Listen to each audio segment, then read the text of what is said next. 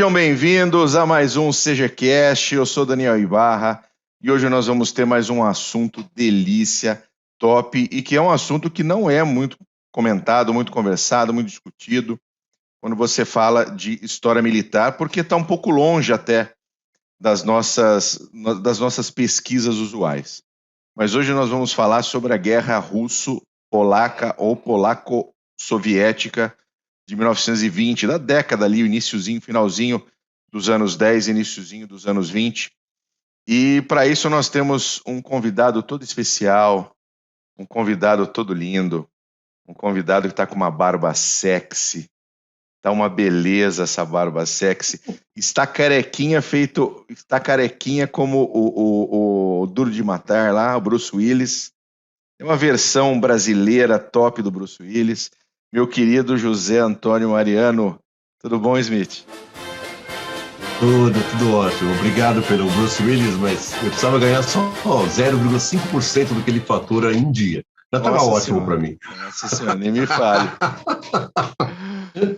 Vamos lá, essa é uma guerra muito, muito, muito interessante e vai revelar algumas coisas importantes a respeito dos poloneses e daqueles caras do lado deles lá, o tal de soviéticos, que são... E o legal é que, spoiler alert, os soviéticos perderam. Isso é o que a gente faz a gente sorrir mais, entendeu? Nossa, isso dá uma alegria imensa. Nossa senhora, maravilhoso.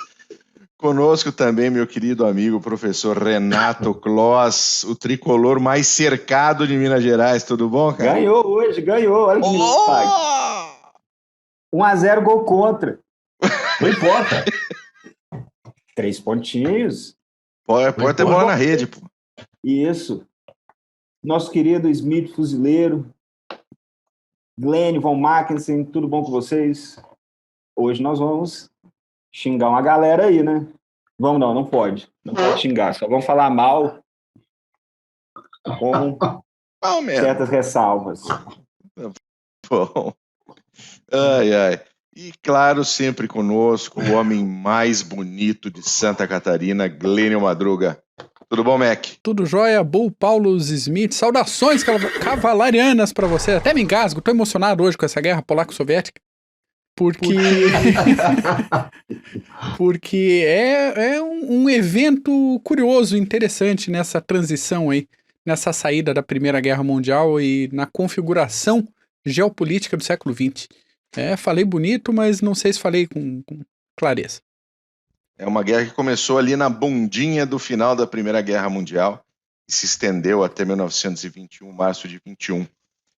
Mas vamos começar, Mac, vamos começar com você, porque era uma época, inclusive, de transição dentro do que foi se tornar a União Soviética.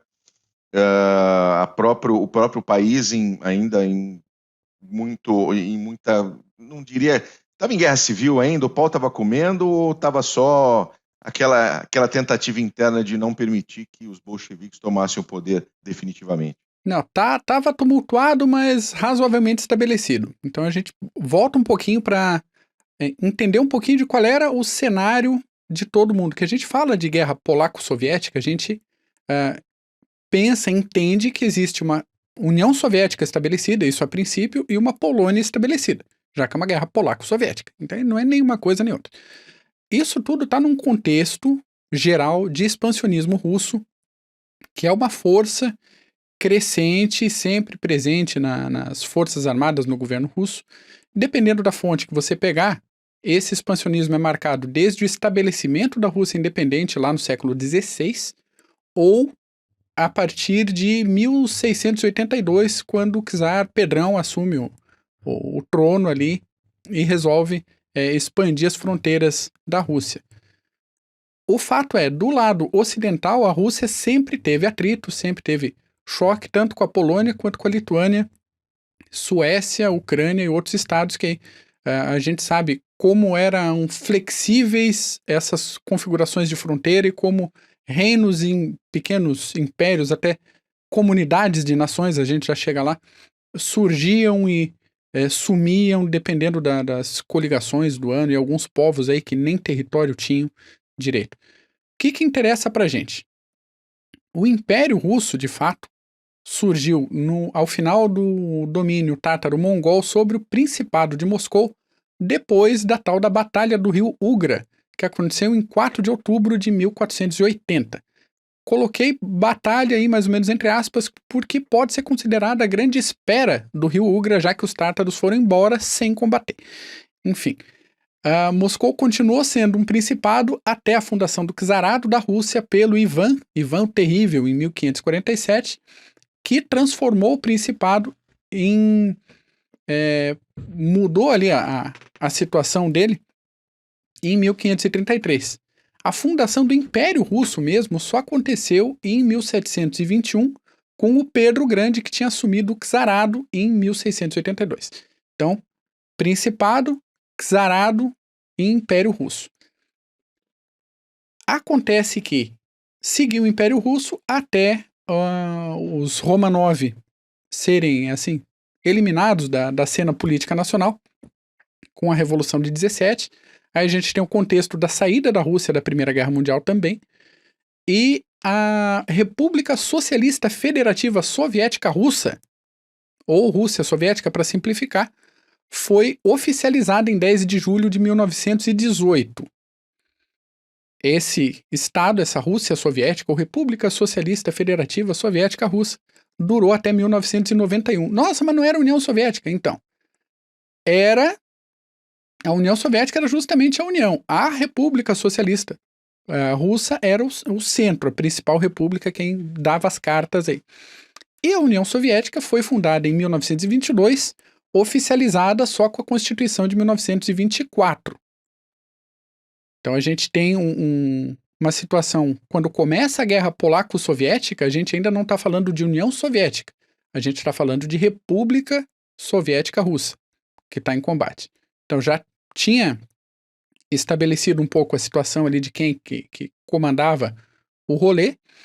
Viria ainda mais rolo para frente no início da década de 20 lá, mas a situação russa era mais ou menos essa. A Polônia, por outro lado, surgiu como ducado no século X, virou reino em 1025. Lá em 1385, a Polônia e a Lituânia assinaram um pacto de união e passaram a ser uma instituição só. Em 1410, o grão-duque lituano e rei da Polônia venceu os exércitos teutônicos, aí os cavaleiros teutônicos, para quem gosta de história medieval, no que é considerada a maior batalha da Europa na Idade Média. Então, exércitos ingleses são famosos, tropas francesas famosas, né? Arqueiros ingleses, cavalaria francesa, mas o pau torou mesmo foi lá na Polônia. Entre 1569 e 1795, a Polônia fez parte da Comunidade das Duas Nações, ou Comunidade Polaco-Lituana. Isso é importante para essa situação da guerra. Por quê? Porque logo depois disso, o território polonês foi desmembrado e ocupado pelos vizinhos. Então, um pedaço ficou para reinos alemães, um pedaço ficou para a Lituânia, um pedaço ficou para a Rússia, o negócio foi desmontado. Em 11 de novembro de 1918, finalzinho, aliás, dia do final da Primeira Guerra Mundial, a Polônia recuperou a independência. Então a gente está falando de um processo de 400 anos para a Polônia voltar a mandar em si própria e ter fronteira. Finalmente, depois desses 400 e poucos anos, 95 dias depois, pouco mais aí de 3 meses depois da independência, a Rússia já queria anexar a Polônia de novo. Então, esse era o contexto de uma população com identidade polonesa e que não tinha um território há muito tempo, que via isso, se a gente for recorrer até a literatura, tem um livro bem interessante, recomendo a leitura, que é do Sandor Márai, chama As Brasas, fala de uma conversa entre 2 ex-oficiais do exército do Império Austro-Húngaro, e um deles, o livro inteiro é bem enfático, ao falar, eu sou polonês, o tempo todo, apesar da região que ele fazia parte, era parte do Império Austro-Húngaro. Ele não se considerava assim, ele era polonês de identidade. Então é essa identidade e essa resistência a uma invasão, mais uma invasão estrangeira, 95 dias depois da independência, que é o contexto da Guerra Polaco-Soviética. É isso. 123 anos que a Polônia foi uma ideia na cabeça desses de toda essa população. Uhum. Então a Polônia foi partilhada 3 vezes no final do século XVIII. Frederico Grande, primeiro, depois os russos, para a gente ver que não foi apenas em 1939, 40, que a Polônia foi desmembrada, mas no século XVIII, Alemanha, Prússia e Rússia desmembraram a Polônia novamente e depois, no fim, ela foi desmembrada para ficar como Estado parte do Império Russo até 1918-19. É isso aí. Muito bom. E aí, dentro desse contexto, nós temos o início dessa guerra Polônia e essa Rússia soviética. E aí eu queria passar a bola para o nosso querido Mariano, para ele dar início a esse o que levou, o que deu esse empurrãozinho para o pau torar naquele momento. É o famoso causas da guerra. Isso. Se a gente considerar que a Polônia ressurgiu como um Estado independente somente em 1989, tá? Nós estamos falando de 4 partilhas e de uma ocupação criminosa durante 50 anos. A primeira parte pelos alemães e depois pelos russos. Aquela região que o Timothy Snyder muito concretamente chama de terras de sangue, tema do livro dele, inclusive, sempre foi uma região muito porosa. Nacionalidades competindo com nacionalidades, culturas com choques de culturas. Então você tem ali poloneses, lituanos, letos, russos, ucranianos, rutenos. Quando a Polônia consegue mais ou menos emergir como nação no final da Primeira Guerra Mundial, ela começa a padecer disso. A primeira guerra que ela tem que travar, aliás, é interessante isso, porque, guardadas as proporções, a Polônia ela se assemelha ao nascimento do Estado de Israel. O Estado de Israel nasceu e logo depois foi invadido por 6 estados árabes. Foi invadido. A Polônia nasceu e logo depois, embora não tenha sido exatamente invadida, ela entra numa série de guerras por conquistas próximas ao seu território para poder se consolidar como nação. E a primeira foi contra a Ucrânia. A Ucrânia tentava ainda ser uma república à parte do Império Russo, do Estado russo, do nascente Estado bolchevista russo. Ela tentava conquistar terras por ali. O Império Austro-Húngaro ainda estava também, já tinha sido derrotado, já não estava mais em formação, mas aquela região estava sendo muito disputada. Os poloneses entram em guerra com os ucranianos e conseguem arrebanhar terras da Ucrânia. Logo depois, isso foi em 1918, 1919, logo depois, 19, 20, logo depois que a Polônia nasceu, aí que começa realmente a situação com a guerra com os russos. É interessante porque ao longo da história, russos e poloneses travaram 17 guerras. E o score é muito desfavorável aos poloneses. Os poloneses invadiram Moscou em 1612. Exatamente. Chegaram em Moscou em 1612. Chegaram a ocupar Kiev, por exemplo, na própria Guerra Polaco-Soviética. Sim. Mas desses 17 conflitos armados, envolvendo Polônia e envolvendo a Rússia, a Polônia teve apenas 5 vitórias. 5. O restante, em todas elas, ela foi submetida. Mas a grande vitória que ela teve realmente foi essa de 1919, 1920, quando havia muito em que perder, porque ela havia acabado de ser fundada a Segunda República Polonesa, que saiu da Primeira Guerra Mundial, nessa situação que o nosso querido Glênio falou, que é exatamente isso. A Polônia não existia como um Estado com fronteiras definidas, mas a nacionalidade polonesa existia. Tanto é assim que você pega vários oficiais poloneses da Segunda Guerra, muitos deles lutaram pelo Império Russo, outros lutaram pelo Império Austro-Húngaro, quase que lutaram um contra o outro. Teve uma formação de batalha polonesa que lutou na França, o chamado Exército Azul, que, aliás, teve uma influência muito grande na guerra polaco-russa de 1919 e 1920. Mas isso para dizer que, quando começam essas batalhas, os poloneses estavam efetivamente lutando pela sua existência. Porque o que os russos imaginavam é que, se eles conseguissem atravessar a Polônia, eles levariam a Revolução Mundial ao coração da Europa, que era a Alemanha.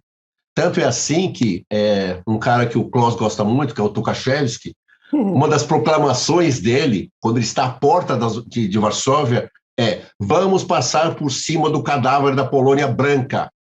E Bukharin, que era um dos líderes soviéticos, do bolchevismo soviético, dizendo, nós vamos levar a Revolução Mundial passando pela Polônia.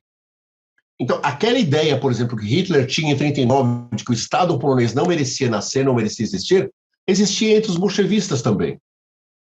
E a ideia realmente era essa, era extinguir o Estado polonês, porque os russos nunca imaginaram uma Polônia efetivamente liberada. Aliás, a Polônia só foi mantida como Estado depois da Segunda Guerra Mundial, porque vários poloneses comunistas traidores queriam que a Polônia se tornasse uma república socialista dentro do quadro da União Soviética. Ele só manteve a Polônia como Estado independente porque ele achava que era um Estado tampão. Tanto é que vários grupos de forças soviéticos ficaram estacionados na Polônia e na Alemanha Oriental.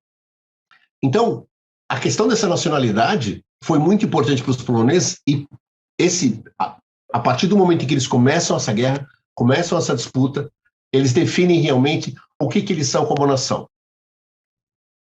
Vocês. E Hitler ainda teve um papel muito específico com o caso polonês, porque envolvia também o extermínio da própria identidade nacional polonesa através do assassinato dos seus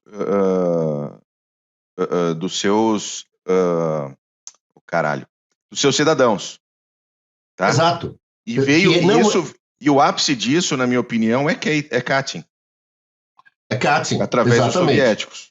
Exatamente. Mas aí, se você pega essa conjuntura da guerra polaco-soviética de 1919 e 1920, quando os russos começam a conquistar estratos, regiões da Polônia, eles imediatamente começam o processo de russificação do território polonês. Então, eles empreendem, sim, um genocídio entre os poloneses. Inteligência, né? A inteligência, eles empreendem, eu estou falando de 1919 e 1920, presta atenção, hein? Eles empreendem esse genocídio contra os poloneses, eles tentam massacrar a cultura polonesa, depois que eles são derrotados e recuam, quando eles voltam em 1939, eles continuam o trabalho. Sim. Quer dizer, 10 anos depois, 20 anos depois, aliás, eles continuam o trabalho que eles começaram em 1919, 1920, para tentar destruir a Polônia como nação. Como é que você destrói uma nação? Se você derruba os seus valores culturais, os seus valores sociais, a sua cultura, é desta forma. E eles tentaram isso em 1919 e 1920, tentaram em 1979, no pouco tempo que tiveram de ocupação, no pouco tempo, e depois eles tentaram isso por 50 anos. E eles só não conseguiram fazer isso por 50 anos porque a Polônia sempre foi um Estado irredento. A Polônia sempre recusou-se a servir aos senhores soviéticos. Smith, deixa eu te fazer uma pergunta. A Polônia, ela tomou, depois do final da Primeira Guerra, como você explicou, como o Max explicou, e correram atrás para criar um Estado no fim da Primeira Guerra Mundial, estava todo mundo quebrado. Só que, por exemplo, Woodrow Wilson tinha falado que vai ter uma Polônia. Agora, nos acordos depois da Primeira Guerra, vai ter uma Polônia sim, mas os poloneses sabiam que teriam que conquistar na bala. Eu queria te fazer uma pergunta. Qual que é o papel? A Polônia tomou a chance de seguir o seu caminho e conquistar demarcar suas fronteiras. E o Piłsudski? Será que se não tivesse uma figura como o Piłsudski, será que a Polônia conseguiria, naquela data, na situação, a empreender um Estado forte, instituições, tudo? A gente precisa entender que aquele momento na Europa Oriental era imprescindível que houvesse um Estado forte. Sim. Não havia como você enfrentar os russos, por exemplo, sem um Estado forte. O Piłsudski era um ditador, sem dúvida. Deu um golpe de Estado, sem dúvida. Aliás, deu um golpe de Estado e, de novo, vários oficiais poloneses que lutaram na Segunda Guerra Mundial, Sikorski entre eles, se opuseram a Piłsudski durante esse golpe que ele deu.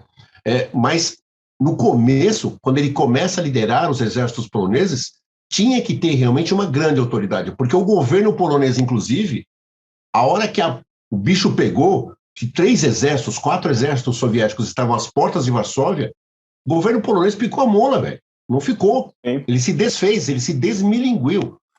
E a própria posição de Piłsudski ficou muito, muito difícil. Ele conseguiu arrebanhar vários oficiais que estavam com eles, e aí é que entra o papel muito importante dos oficiais poloneses que lutaram na frente ocidental, que eles vieram muito experimentados das batalhas. Ele se cerca desses oficiais, consegue recompor um pouco mais o exército, mas nós sabemos que a vitória dos poloneses, e sobretudo a vitória dos poloneses na Batalha de Varsóvia, se deu porque o exército polonês tinha gênios militares que conseguiram simplesmente ter acesso a todos os códigos, conseguiram decifrar os códigos de batalha dos soviéticos e sabiam tudo o que acontecia com eles. Eles...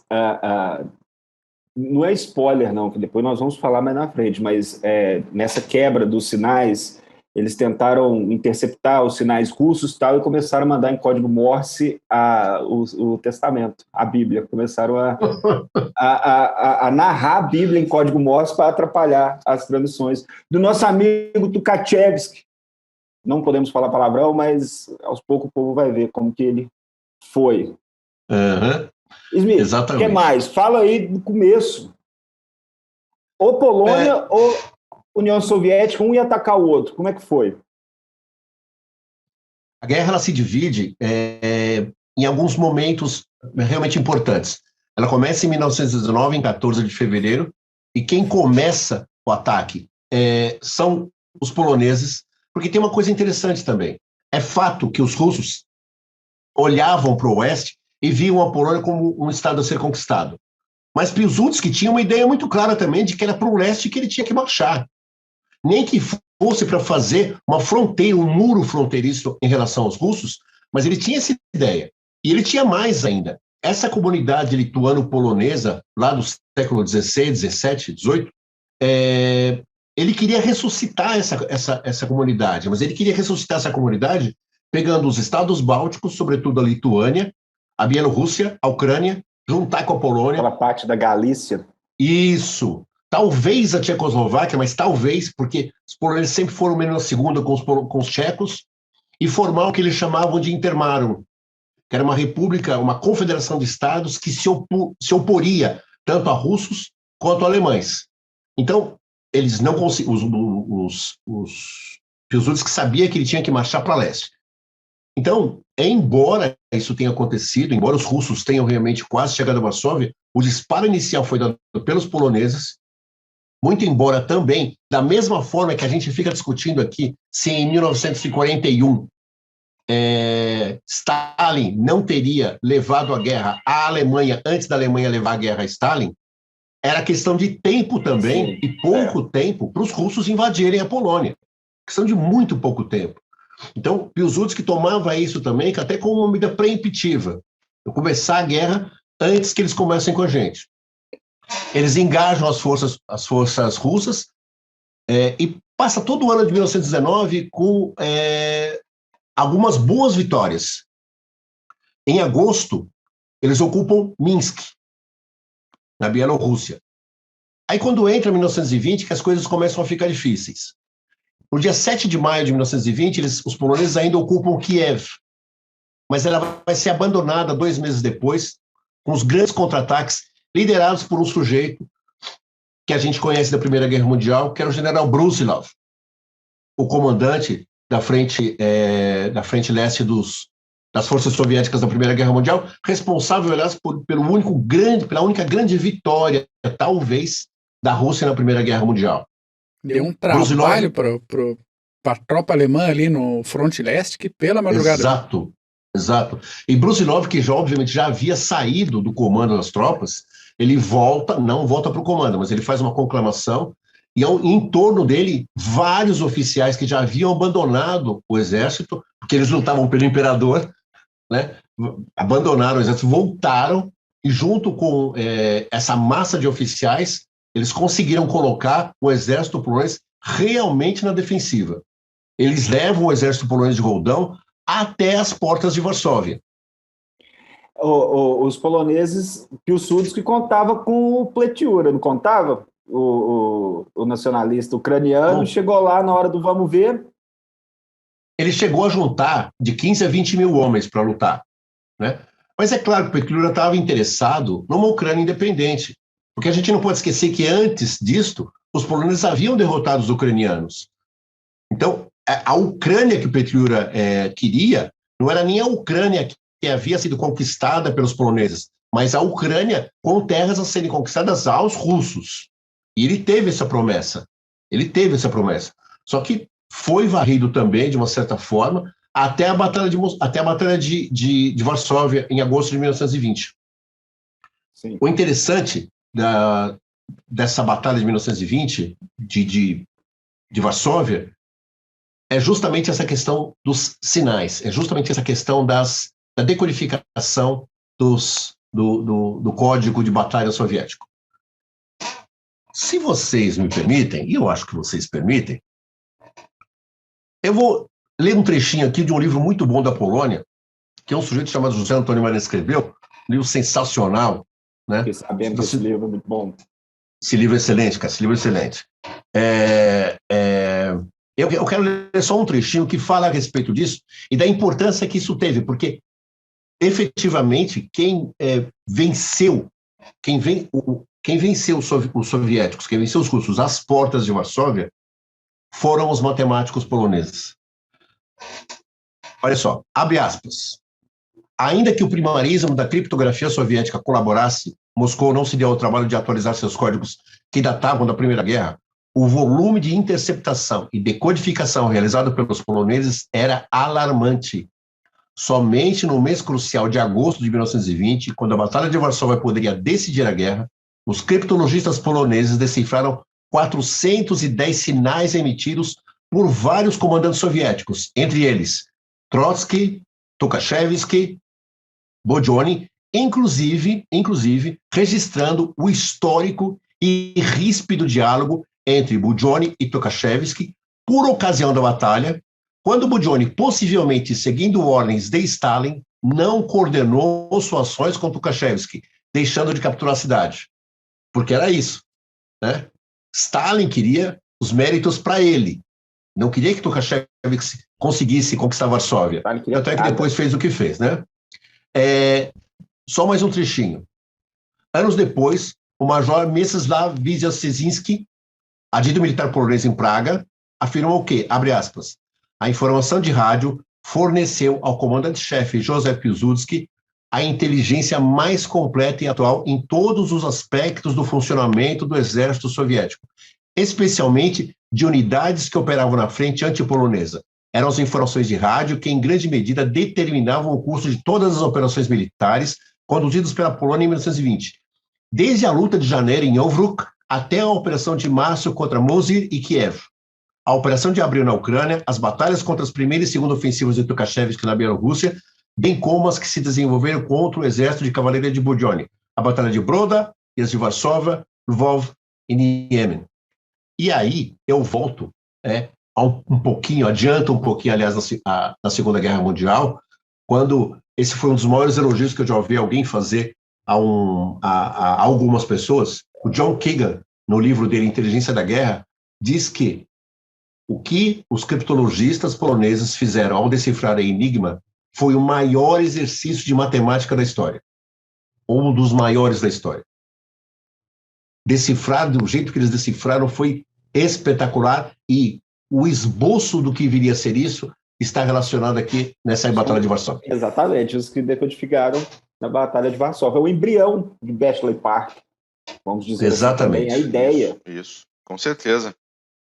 Com certeza. É isso aí. E aí nós temos um início muito bom militarmente para a Polônia. A Polônia consegue chegar até Kiev, ali no começo de 1920. depois ela é varrida praticamente pelas forças do Exército Vermelho, até chegarmos à Batalha de Varsóvia e o milagre do Vístula, ou Vistula. Isso. Não parei para ver a correta fonética. Não, eu falo Vístula, se não for, me perdoem, mas e esse milagre, que foi algo que a propaganda polonesa fez questão de ressaltar, curiosamente, cita muito pouco o papel desses criptologistas poloneses. Fica parecendo realmente que o ataque foi somente evitado pelas forças polonesas de campo. É claro que eles é que evitaram mesmo, eles é que impediram, né? Porque durante o avanço, os poloneses simplesmente esvaziaram vários setores da frente e os russos deram um soco no vazio. Eles chegavam no local e não tinham com quem batalhar. Isso eles ganhavam em força, mas eles dispersavam as suas forças. E quando eles chegam realmente para enfrentar o exército polonês, eles encontram aqueles veteranos endurecidos da Primeira Guerra Mundial que haviam lutado com os franceses, do exército de Joseph Haller. Então, é claro que eles lutaram muito bem, mas se a criptologia polonesa não tivesse identificado a ordem de batalha dos russos, ia ser um pouquinho mais complicado, porque nós estamos falando de 4 exércitos russos cercando Varsóvia com uma força superior à dos poloneses. E no sul, o exército de Bojone, o exército de cavalaria, se marcha na direção de Varsóvia, muito dificilmente iam conseguir impedir a queda. Aí os poloneses empreendem a propaganda do milagre de Vístula, que é até bonito, e como eles são católicos, eles dizem que a Virgem Maria foi a que fez com que os soldados tivessem um pouco mais de empenho em batalha e ganhassem a guerra para eles. É claro que a religiosidade dos poloneses ajudou, não tenha dúvida. Embora a religiosidade católica dos poloneses não tenha evitado que eles praticassem alguns pogroms na guerra contra a Ucrânia e na própria guerra contra a Rússia. Isso é uma questão interessante, porque a gente fala do Pletiura nessa situação toda, e no resultado final desse conflito, parte da Ucrânia está sendo anexada pela própria Polônia e outra parte pela Rússia soviética, né? E não só da Ucrânia, mas também da Bielorrússia.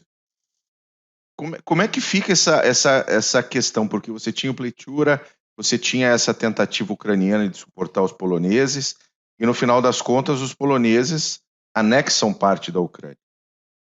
Eles queriam ganhar tempo, né? Pletiura queria ganhar tempo com os poloneses. Segura aí, vamos fazer alguma coisa aqui na parte ocidental e me ajuda contra os bolcheviques. Depois, o Smith vai falar melhor, mas eu acho que depois eles entraram todo mundo na horda do Budione e foram parar todo mundo lá perto de Lvov. É isso. Lvov é um caso clássico. Lvov era ucraniano, passou a ser polonês durante a Segunda Guerra era uma cidade polonesa, aliás, palco de 2 grandes massacres na Segunda Guerra Mundial, um empreendido pelos alemães, outro empreendido pelos russos, né? A inteligência polonesa sobrevivente de Lvov, que não havia sido massacrada pelos alemães, foi pelos russos. Quando Lvov é conquistada, ela passa a se chamar Lemberg, e hoje é Lviv. Então, essa região, como eu falei, essa região é extremamente porosa, hoje muito menos. Mas a questão do Pletiura era realmente de formar uma república ucraniana que, inclusive, havia sido tentada a ser formada em 1919, quando ele entra em guerra com a Polônia, os ucranianos, e formam a República da Ucrânia Ocidental, que não é reconhecida por ninguém. E quando você não reconhece, e você está num estado como aquele, numa região como aquela, em que pequenos estados estão tentando se posicionar e ganhar território, naquele que Churchill chamou de a Batalha dos Pigmeus, depois da grande Batalha dos Gigantes, veio a Batalha dos Pigmeus, a Polônia foi a que se saiu melhor, porque a Polônia consegue derrotar a Ucrânia, impede a formação de um Estado ucraniano, né, e faz com que essa região, ao ser incorporada, também sirva como um muro de contenção, que não adiantou muito um ano depois, é verdade, mas pelo menos era uma tentativa. Agora, a Ucrânia só vai conseguir realmente se sair como nação depois que se livra das garras dos russos, dos soviéticos em geral, e é o que a gente tem agora. Se livrou mais ou menos, né? Basta você ter os russos da sua fronteira para saber que você não se livra deles, né? Sempre existiu esse ímpeto expansionista russo, apesar de que durante o século XX, os russos que foram invadidos 2 vezes pelos ocidentais. Mas, dando continuidade, ou seja, no final das contas não teve ajuda nenhuma ucraniana. Né, muito pouco. Como o Paulo falou, as forças foram varridas, chegaram até Varsóvia, então os ucranianos realmente não saíram no lucro com isso, e aliás, os ucranianos colecionaram com isso uma animosidade muito próxima da que os russos tinham dos poloneses.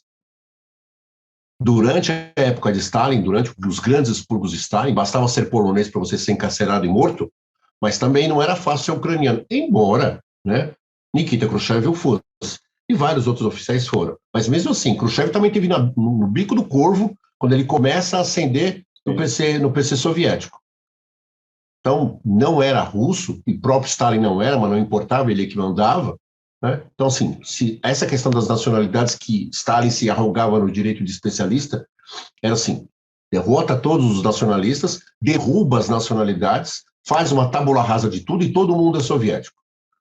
Então, a Ucrânia dificilmente conseguiria se livrar disto, mesmo se ela tivesse conquistado a independência. O que o Putin fez agora?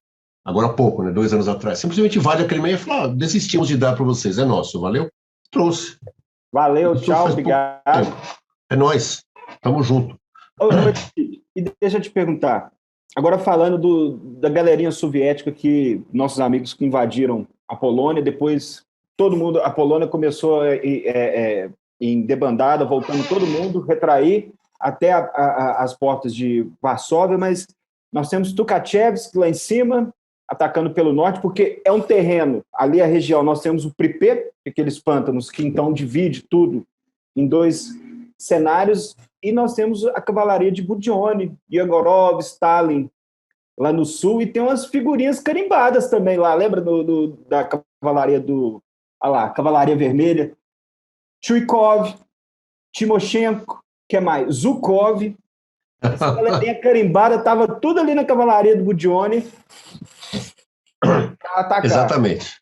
Agora, veja, essa questão da cavalaria é algo que o Glênio pode falar muito bem, porque a Batalha de Komarov, depois da Batalha de Varsóvia, que foi em 31 de agosto, foi, segundo alguns autores, a maior batalha. Fala. A maior batalha e a última batalha de cavalaria do século XX. Desde 1813 não se tinha uma batalha dessas. Então, vamos ouvir o nosso amigo Glênio.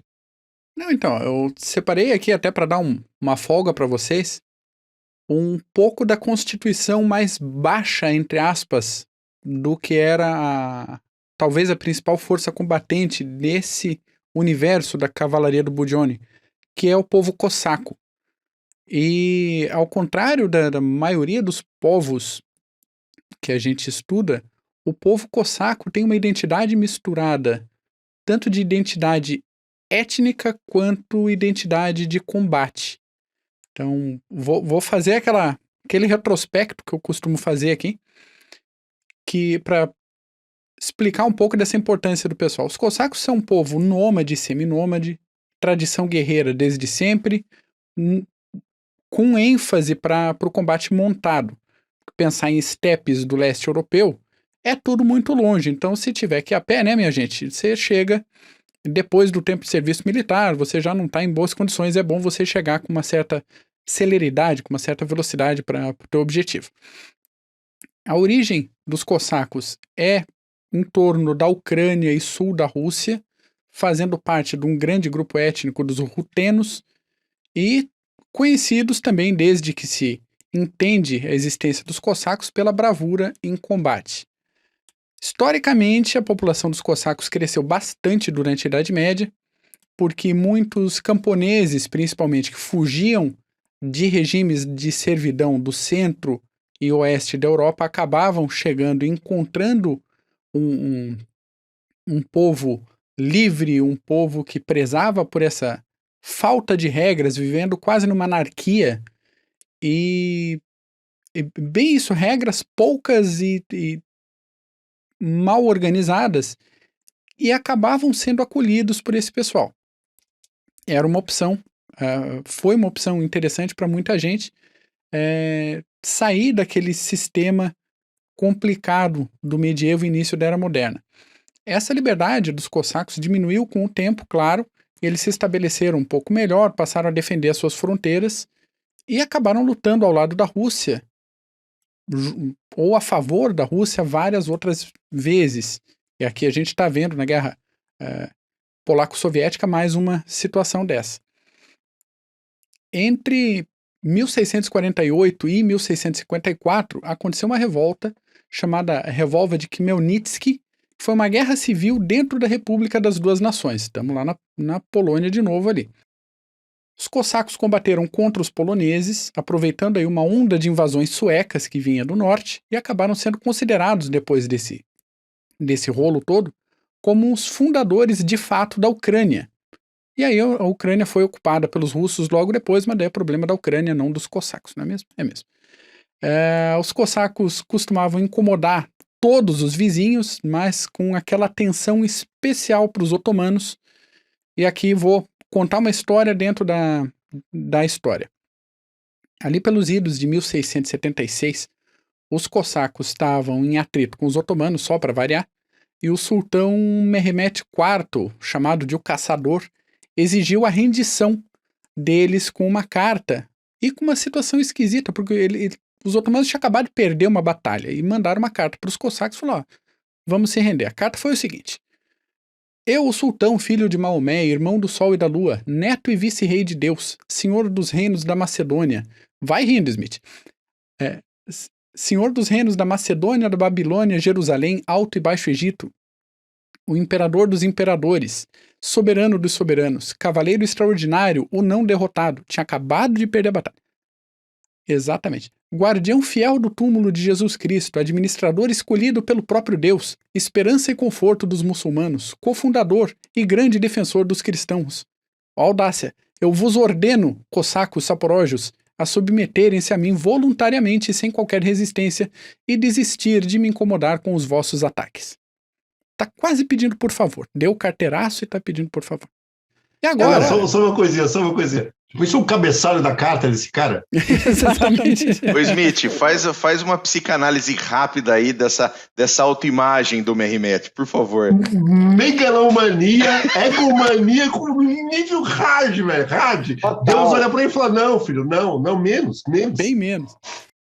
E aqui é o momento que a gente vai ser desmonetizado. E se você tem problema com linguagem imprópria, avança aí 1 minuto, 1 minuto e meio. A cópia da carta foi a seguinte. Isso foi encontrado. Cópia, você fala a resposta. Isso. Que a carta original se perdeu, claro, pela situação. O Mehmet rasgou tudo, sei lá o que ele fez. E outra cópia dessa foi encontrada um tempo depois, que diz o seguinte: ó sultão, diabo turco e amigo e parente condenado do diabo, secretário do próprio Lúcifer, que diabo de cavaleiro és tu que não consegues matar um ouriço com o teu traseiro pelado? O diabo caga e o teu exército come. Não irás, filho da puta, submeter filhos de cristãos, que não temos medo do teu exército, na terra e no mar te vamos combater, e foda-se a sua mãe. Tem mais, peraí. Ralé babilônico, mula macedônica, cervejeiro de Jerusalém, cabra puta de Alexandria, pastor de porcos do Alto e Baixo Egito, porco da Armênia, ladrão podoliano, gigolô da Tartária, carrasco de Kamenets e parvo de todo o mundo e submundo, um idiota diante de Deus, neto da serpente e o torcicolo no nosso pau, focinho de porco, rabo de égua, rafeiro de matadouro, testa não batizada, lixa a tua própria mãe. Assim, os cossacos declaram a ti, Ralé, não vai sequer guardar porcos para os cristãos. Agora vamos concluir porque não sabemos a data e não temos um calendário. A lua está no céu, o ano é o do Senhor. O dia é aí o mesmo como é aqui, e por isso beijo o nosso cu. Você tem que transcrever isso aí. Tem que transcrever. Antes de sensacional. Tem, Mac? Não tem o quadro? Tem. Foram tem que colocar várias. o quadro. Vou colocar. Para quem tá acompanhando. Colocar o quadro, os cossacos caindo de tanto rir quando eles estavam escrevendo a resposta. Entende? Então, é esse o tipo de personalidade que a gente tá lidando aqui. Porque mais tarde, por exemplo, na Segunda Guerra Mundial, tem lá em Bastogne um pedido ridículo de rendição e o Macaulay responde com nuts. Não é nuts que se responde, é fazendo verso, entende? Fazendo um negócio épico desse jeito e entregando pro sultão. Falo, é isso que você vai ter da gente. Cara, é maravilhoso. É maravilhoso. Voltando. Eu vou falar para vocês. Quando a gente frequenta estádio de futebol, a gente conhece, né, uma série de novos insultos. Sim. Que vem com aquela emoção do fã de futebol que está lá no campo, vendo o seu time vencer ou perder. Então ele está ali para falar né, dos jogadores, do juiz, do técnico, do gandula, do bandeirinha, de quem for. Eu tenho um grande amigo meu, torcedor da equipe aqui de Campinas, do Guarani, e quando a gente ia assistir jogo no Brinco de Ouro, ele ficava correndo atrás do bandeirinha e xingando o bandeirinha durante os 90 minutos. Então, tendo esse conhecimento de novos xingamentos, né, essa coisa natural, eu aprendi uma série de novos xingamentos com essa carta, cara. Você cola no pau, foi foda. Cara, cola no pau. Por favor, manda a transcrição para mim, porque eu preciso passar isso. Vou ter que passar para frente. Cara, isso daí supera Shakespeare. Fácil, mas tranquilamente. Literatura cossaca, cara. Isso é qualquer um. Eu supera a Ilíada. É um negócio fora do comum. Deixar o Smith se recuperar. Vou terminar de contar a história dos cossacos. Vai lá, do cossaco. Durante o Império Russo, eles foram agregados às Forças Armadas. Então, eles eram considerados pouco instruídos, e eram considerados pouco disciplinados, eram considerados difíceis de comandar, e eram mesmo.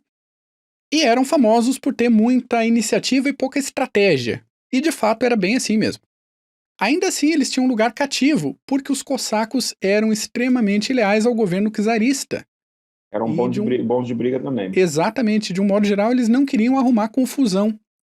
Pensando nos nobres russos, não queriam arrumar confusão com os cossacos. Então rolava ali uma troca de afagos, né? Exatamente. Durante a Revolução de 17 não houve uma união, então a gente teve cossacos brancos e cossacos vermelhos. Deixa aí mais uma risadinha. Depois da Revolução de 17, veio a política de desculaquização, que o Smith comentou agora há pouco, que pesou nos cossacos porque foi uma patrola em cima de território que o pessoal vinha ocupando há séculos. E morreu muita gente, enfim, mas depois eles foram restituídos no exército e restituídos em prestígio em 1936. Coincidência precisar de gente boa de combate em 1936? Acho que não. Depois da Segunda Guerra Mundial, os britânicos chegaram a repatriar entre 40 e 50 mil cossacos, e boa parte deles foi executada ou mandada para os gulags por terem tido muito contato com o Ocidente. Então, os cossacos foram, de novo, descartados do exército soviético. Com o fim da União Soviética, foi permitido que as comunidades cossacas fossem reativadas ou que então fossem criadas novas comunidades. E, obviamente, seguindo a tradição, eles automaticamente voltaram para a guerra. Então, combateram na Abkhazia, Ossétia, Transnistria, Chechênia, Kosovo, tudo lugar tranquilo, que o Hundes costuma falar no Clube de Generais ali, só ele sabe esses nomes direitinho, e a ordem dos combates. E hoje em dia, enfim, os cossacos têm certa autonomia no território e uma imagem que vem sendo restaurada tanto na Rússia como no exterior. Então, os cossacos permanecem entre nós.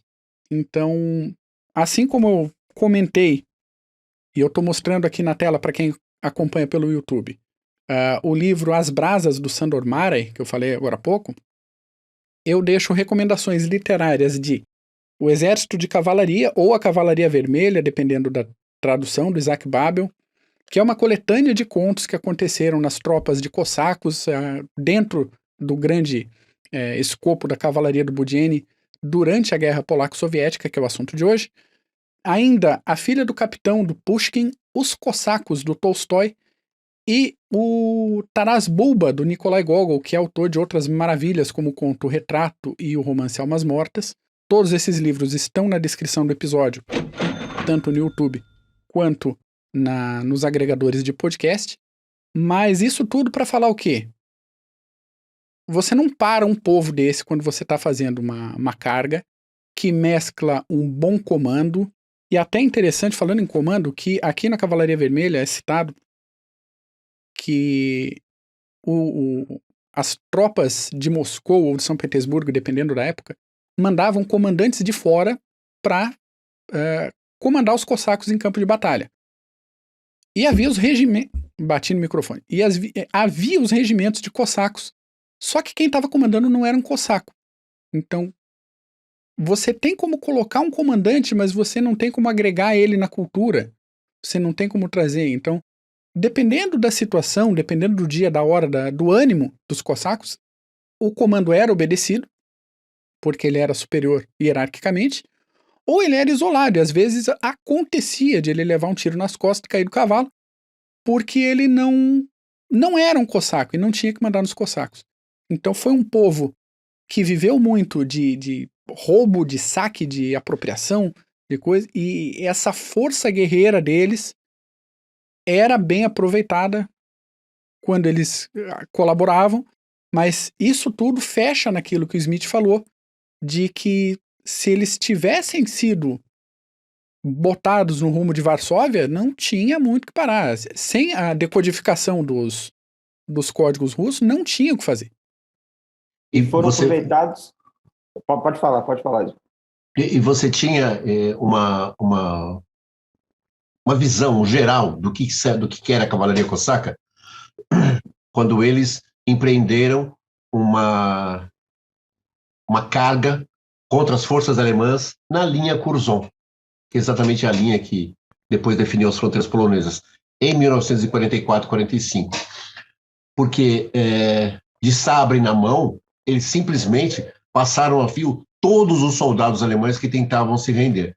Então você encontrava no campo de batalha muitos soldados alemães, inclusive alguns que não haviam sido mortos, mas estavam muito feridos, com o resto da mão, dos dedos, cortados rente, passados pela espada. Então, estar no caminho da Cavalaria Cosaca, quando eles estavam desabridamente atacando, não era realmente um bom negócio. O que eu estava falando, que foram aproveitados pelos dois lados, porque pelo estilo de vida deles, eles, durante a Guerra Polaco-Soviética, vários regimentos trocavam de lado questão do dia para a noite. Exato. Então, era quem dava mais condições embora houvesse realmente essa obediência ao czar, eles eram muito mais leais à cultura. Exato. Né? Então, realmente, eles iam fazer isso. Sem dúvida. Isso aí. Muito bem. E, especificamente, o episódio do Milagre do Vístula. Smith, traz um contexto mais aproximado, uma lente mais aproximada do Milagre do Vístula, porque era um momento de total desespero polonês. A vaca estava deitando. Estava indo pro brejo.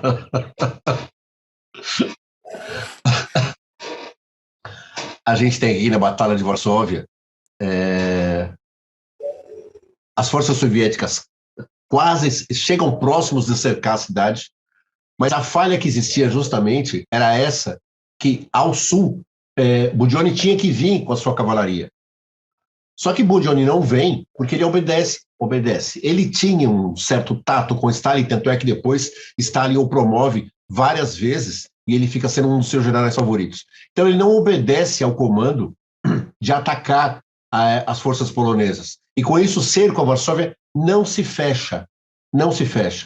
As tropas polonesas conseguem razoavelmente se recompor e realmente evitam o ataque, conseguem evitar que a cidade seja tomada. Fala, Paulos. Eles foram retraindo Budyonny. E Tukhachevsky, até no final, culpou. Ele é tão sacana que falou que, olha, não consegui, mas Budyonny também não enviou as tropas que eu precisava. E, poxa, Stalin, Yegorov e Budioli estavam querendo era Praga, eles queriam pegar Lemberg, Lviv, como o Smith falou, para depois ir para Praga e, quem sabe, partir para a Europa. Então, eles não mandaram esse destacamento, e Tukhachevsky, ele não tinha, uma coisa importante também, que ele não tinha uma unidade de comando. Tukhachevsky estava em Minsk, ele não estava junto de suas tropas. Uhum. E não tinha essa unidade de comando, e os poloneses, através da quebra dos códigos, eles souberam das situações das tropas em frente de Varsóvia, a ponto de Piłsudski, através de uma manobra do sul, ele tinha todas aquelas tropas polonesas fazendo frente na frente de Varsóvia, e tinha umas tropas ao sul também, só que Budioni não veio, então ele ficou com aquelas tropas paradas, falou, é agora que o couro vai comer. E do sul para o norte, varreram todas as tropas soviéticas.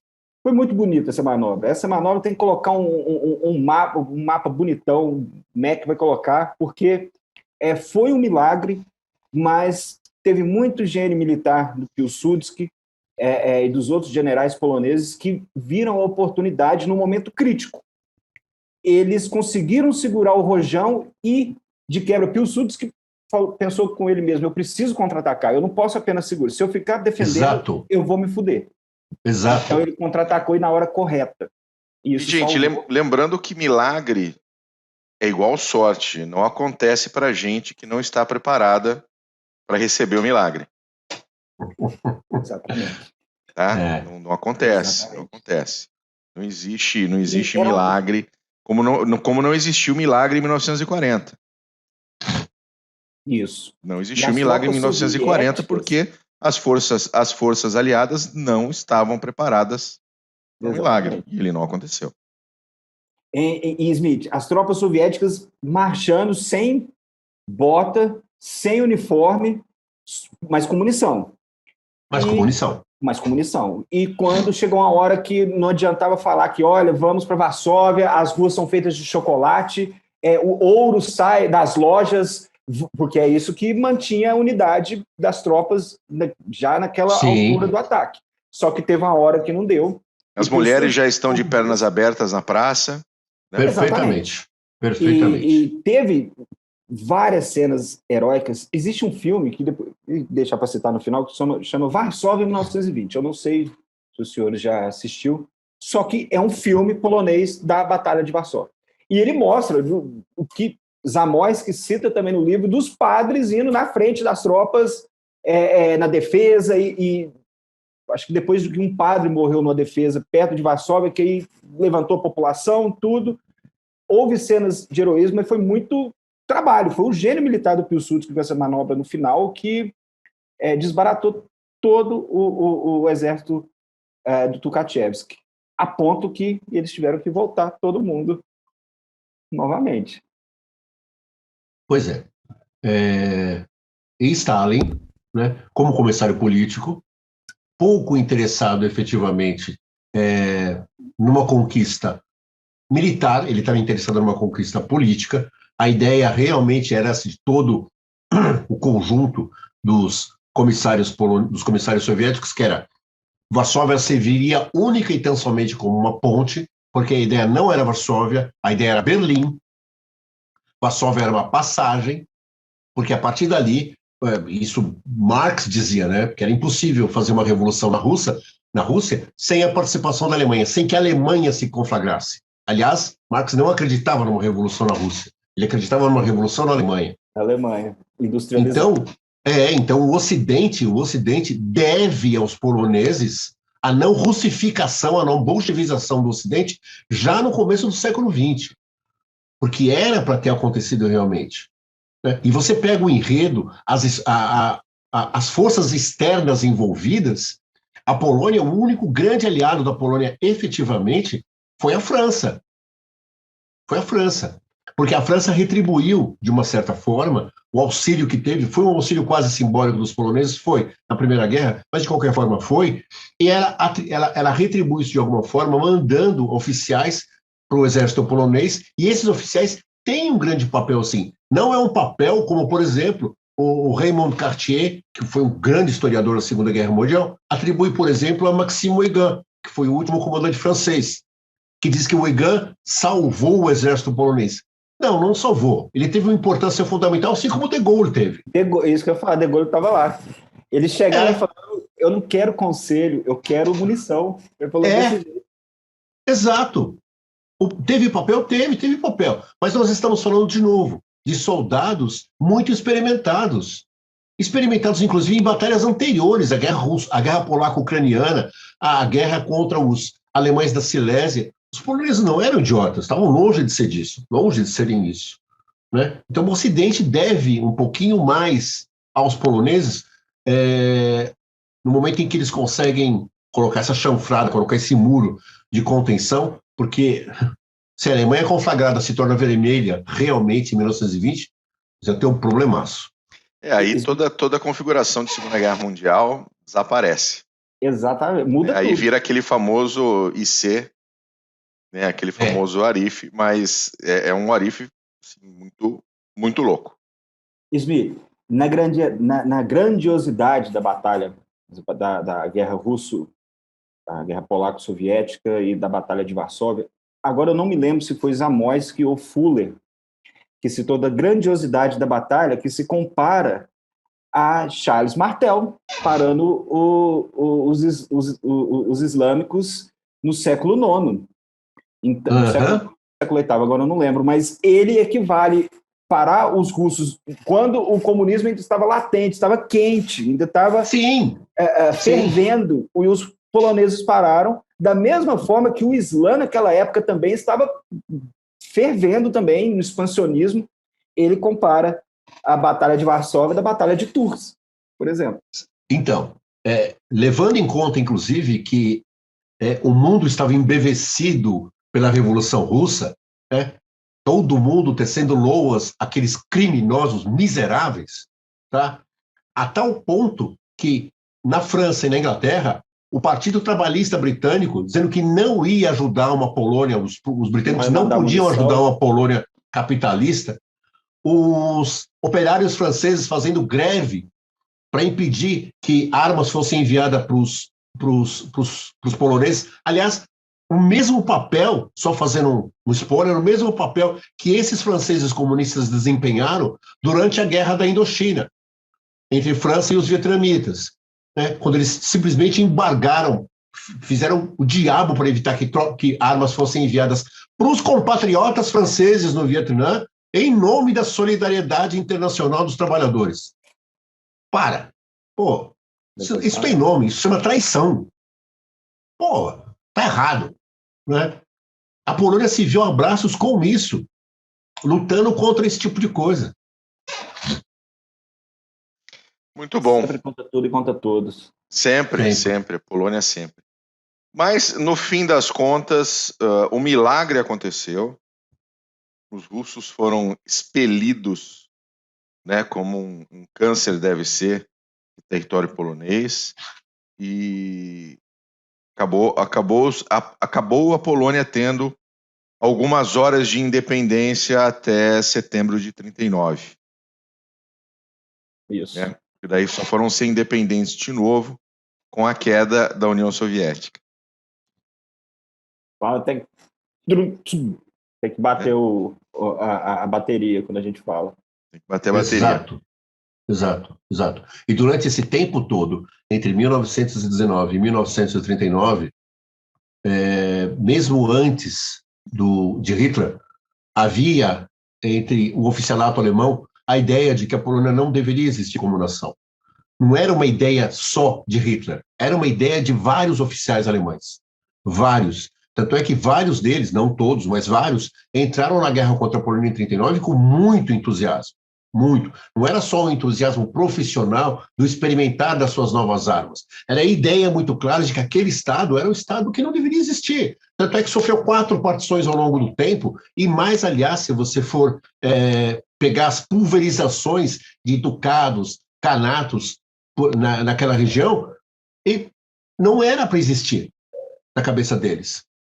E a Polônia conseguiu realmente se constituir, conseguiu se consolidar como nação, embora, é o que eu falo sempre, infelizmente, existe ainda no espírito polonês, não na sociedade como um todo, mas em vários estratos da sociedade, esse antissemitismo que teve papel crucial na Guerra Polaco-Soviética, que teve papel durante a Segunda Guerra Mundial e que hoje o governo polonês está tentando dizer que não tem, que é um absurdo, né? Se você quer ser como os comunistas, revise a história a seu favor, acomode os fatos como você quer. Agora, se você quer contar a história como ela realmente foi, admita, sim, os poloneses foram muito antissemitas. Hoje são muito menos, tá? Mas foram bastante.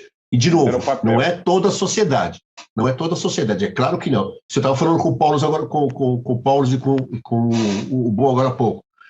É fato que a maior mortandade da Segunda Guerra aconteceu na Polônia, e mortandade de civis, na Polônia e na Rússia. Na Polônia, é óbvio que a sociedade, de alguma forma, participou do Holocausto.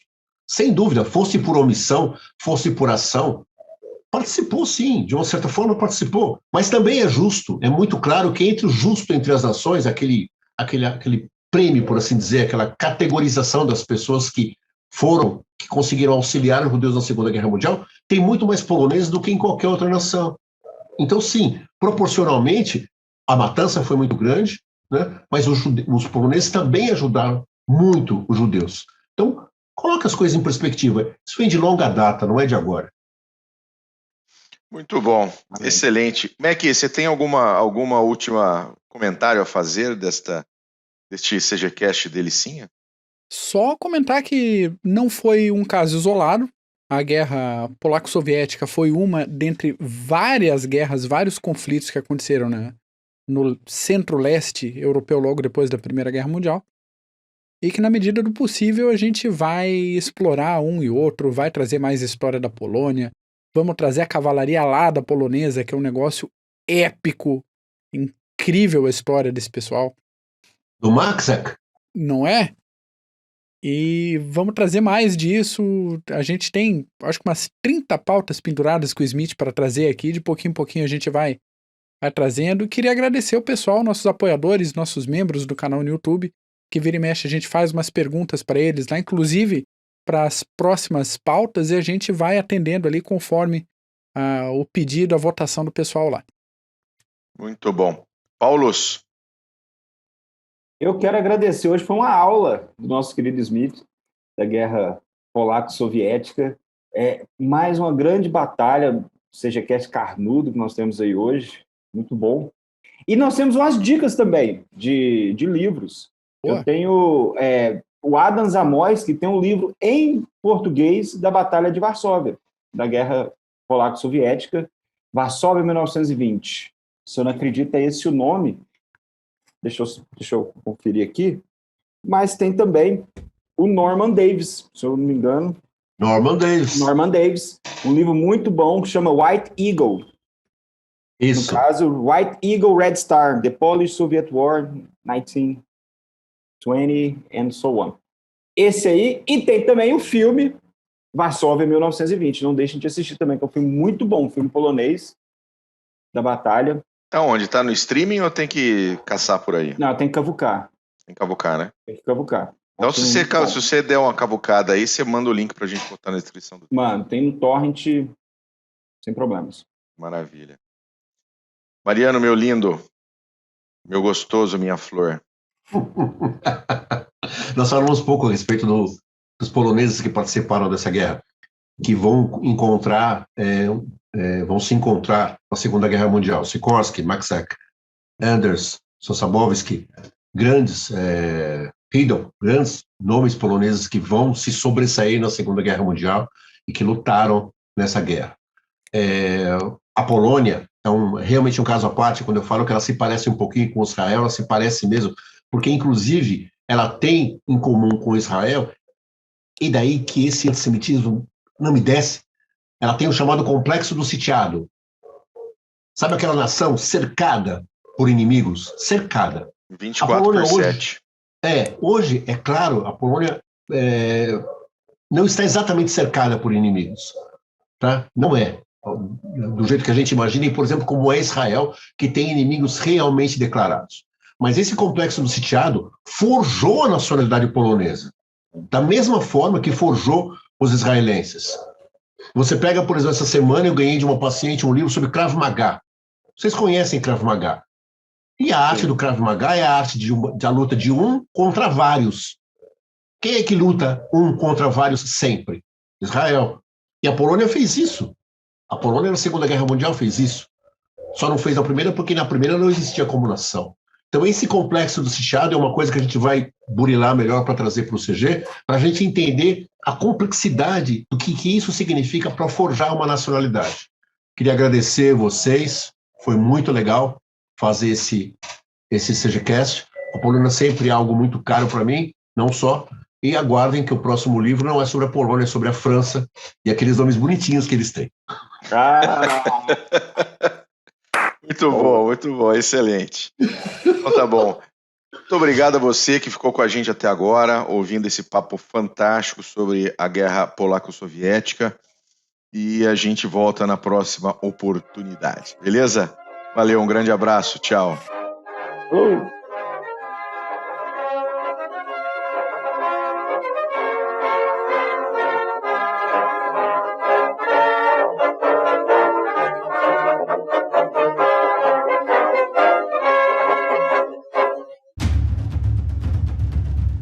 O processo de internacionalização das empresas vem colocando cada decisão institucional à prova. E para ter destaque nesse cenário cada vez mais dinâmico, é necessário que o profissional compreenda questões políticas, geopolíticas, estratégicas, diplomáticas, jurídicas, sociais e éticas.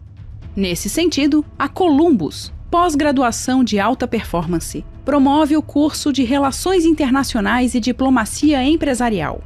Este curso é coordenado pelo professor Marco Túlio Delgobo Freitas e é voltado para profissionais que trabalham em um contexto internacional ou queiram atuar na área de relações internacionais. Se a sua área de atuação for direito administrativo ou gestão estratégica de marketing, a Columbus também tem cursos de pós-graduação que vão te ajudar a desenvolver habilidades e competências para sair na frente como um profissional completo e dinâmico. Acesse o site columbuseducacional.com.br. Informe que conheceu os cursos através do podcast Clube dos Generais e garanta 10% de desconto.